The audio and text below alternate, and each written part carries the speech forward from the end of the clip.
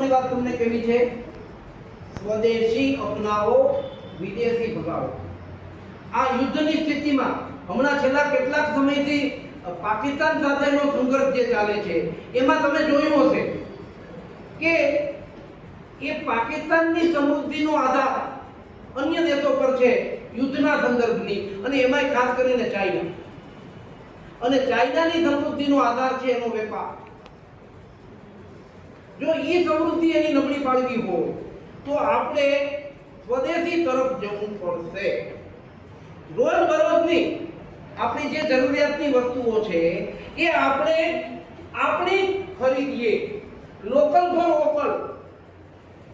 વિદેશી વસ્તુઓનો બહિષ્કાર કરીને સ્વદેશી વસ્તુઓ ખરીદવા તરફની આપણી માનસિકતા બનાવીશું તો જ આપણે વિશ્વગુરુના સ્થાને પહોંચી શકીશું. અને ગમે તેવા સંઘર્ષો દુશ્મન દેશો સામેના આપણે સારી રીતે લડી શકીશું, જીતી શકીશું. એટલે મારી તમને બધાને ખાસ અપીલ છે કે સ્વદેશી અપનાવો, લોકલ ફોર વોકલ.